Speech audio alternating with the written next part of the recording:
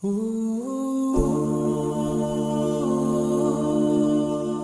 الله الرحمن الرحيم.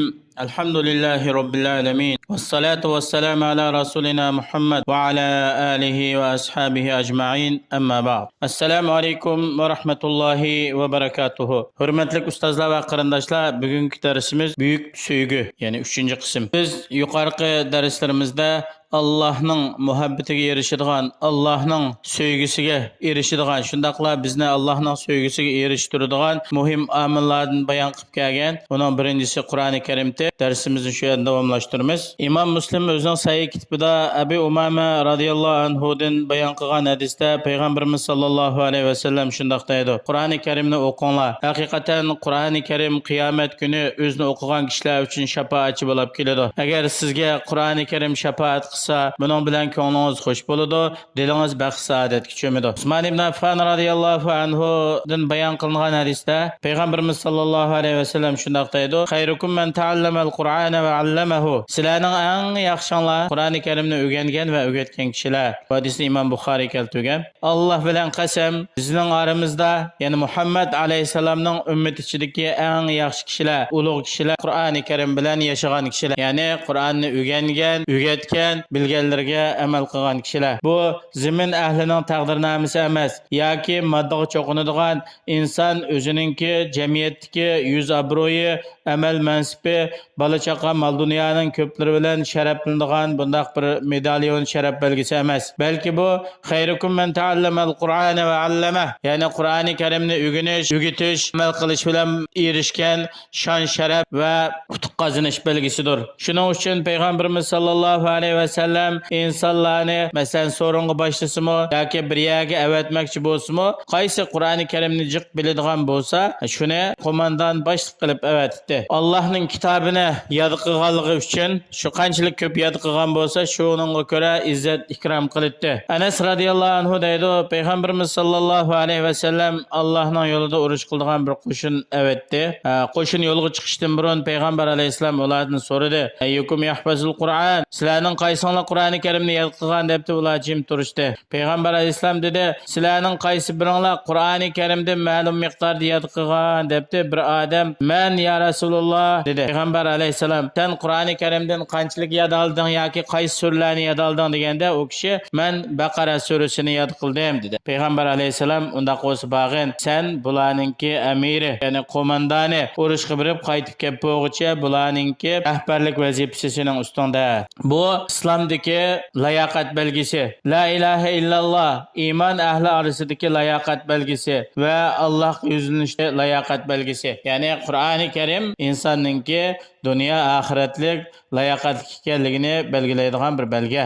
Agar siz Baqara surasini yod qilgan bo'lsangiz, Baqara surasi sizningki dilingizda bo'lsa, siz shu Baqara surasi bilan yashagandek bo'lasiz. Sen Baqara surasi bilan yashaysan, Baqara surasining taqozosi bo'yicha amal qilasan, bag'in sen bu qo'shinning amiri deb Payg'ambar alayhisalom bu odamni qo'shinga boshliq qildi. Yana Jabir radhiyallohu anhu deydi, Payg'ambarimiz sallallohu alayhi va sallam Uhud kunida 70 dan ortiq sahobalar shahid bo'lgan vaqtda u Uhud tog'ining atrofida qattiq zamin bo'lganlikdan sahobalar shahid bo'lgan sahobalarni ko'madigan yerni ko'lab bulanmay, ba'zi bir yerlikka 2, ba'zi yerliklarga 3 dan sahobalarni dafn qilgan. Payg'ambar alayhisalom ularni yerlikka akirishdan burun ularning qaysi Qur'oni Karimni ko'p yodaganda, qaysi ko'p yodagan bo'lsa, buni boshda yerlikda qo'ygan. Haqiqatan Qur'oni Karim sahobalarningki kechilik paranglar etdi. Bular o'zining kechisini Qur'oni Karim bilan bir qo'lida Qur'onni tutib, bir qo'lda qilishni tutib, Qur'oni Karimning amriga itoat qilib, buyruqlarni ado qilib, cheklamasdan inib, shu orqali dunyoga islomni taratgan. Qilich bilan shaharlarni ozod qiladi, Qur'on bilan dillarni nurlantiradi. Shuning uchun Abu Musa al-Ashari radhiyallohu anhudan bayon qilingan hadisda Payg'ambar alayhisalom bir kechasi Abu Musa al-Ashari radhiyallohu anhuninki qiroatiga quloq soladi. Abu Musa al-Ashari radhiyallohu anhuning ovozi bek chiroyli. Qur'oni Karimni o'qisa insonninki diliga tegdi. Buning bilan ya'ni insonninki ruhlari, tuyg'ulari bevosita harakatlanadi. Payg'ambarimiz sallallohu alayhi va sallam bir kechasi chiqib, sizninki temiga yo'lni, ya'ni Payg'ambar alayhisalom Alayhissalomning uyi masjidning bir tarafida bo'lganlikdan shu vaqtida masjidda Abu Musa al-Ash'ari radhiyallohu anhu Qur'on o'qiyotdi. Uningki o'qigan Qur'oniga quloq solishga boshladi. Degan tarafda payg'ambar alayhissalom Abu Musa al-Ash'ari radhiyallohu anhu dedi: "Sana Davud alayhissalomning ovozidek shundoq suzuk, yiqimliq ovoz berilibdi." Abu Musa aytdi: "Ya Rasululloh, sizlar mening o'qigan Qur'on tilovatimni tingshildimi?" deganda payg'ambar alayhissalom: "Mening jinim qo'lida bo'lgan zot bilan qasam, albatta tingshildim" dedi. Abu Musa radhiyallohu anhu deydi: "Mening jinim qo'lida bo'lgan zot bilan qasam, agar men sizlarning men o'qiyotgan qiroatni tingshganliklarini bilgan bo'lsam, albatta men yani ko'proq o'qiydim." Yani aytib, buningdanmi chiroyli, buningdanmi go'zal, aldirmay, tartil bilan ko'proq o'qiydim. Qur'oni Karimning hammasi ayti hayron qolarlik, ajoyib kishilarning dillariga, aqllariga ta'sir qiladigan Allohning kalomidir. Bu to'g'rida Alloh subhanahu va taolo aytadi: "Qul uhiya ilayya annahu istama'a nafarun minal jinni faqalu inna sami'na Qur'anan ajaba." Ey Muhammad alayhissalom, aytqin, ya'ni sahobalarga, atrofdagilarga men shundoq deb vahiy qilindi. Bir bo'lak jinlar bular Qur'oni Karimning ajabni hayron qolgan. Qur'oni Karimning fasohat, balog'at, o'z ichiga olgan ma'nolari, mo'jizlari bularni hayron qoldirgan. Tafsir olimlarning biri deydi, bu yerdagi jinlardan bo'lgan ajablanish degan Qur'oni Karimningki haqiqiy ma'nosini bu qalblarga singib, undan bir lazzat olganda deydigan gap. Shuning uchun bular Ahqof surasida bayon qilingandek, Alloh subhanahu va taolo Ahqof surasida shunday deydi: "Va iz sarafna ilayka nafaran minal jinni yastami'una al-Qur'ana falamma hadaruhu qalu ansitu." Biz sening tarafingga bir bo'lak jinlarni yuzlandirdik. Bular Qur'oni Karimni tingshaydi. Yana payg'ambar alayhisalom Makkadagi vaqtida bir kechada jinlar Qur'oni Karimni tingshagan. Madinadan bo'lgan. Bular payg'ambar alayhisalomning atrofiga hozir bo'lgan vaqtida bir-biriga jim turib tingshanglar deyishib ishorat qilgan. Payg'ambar alayhisalom qiroatni tugatib bo'lgan vaqtida bular bu so'rindan o'rilib chiqib, o'zlarininki qavmining yoniga borib, bularni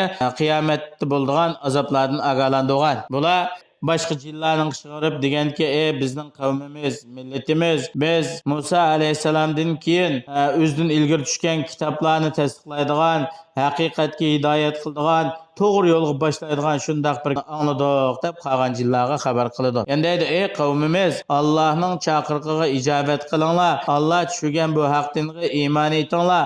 Alloh sizlarning gunohinglarni mag'firat qiladi. Sizlarni dardlik azobdan qutqizadi, saqlaydi. Va man la yujib da'iyallohi falaysa bimu'jizin fil ard." Hamda har qanday odam sizlardan Allohning chaqiriqiga ovoz qo'shmaydi ekan, bu odam zaminda Allohni hargiz ojizlashtirib qo'yolmaydi.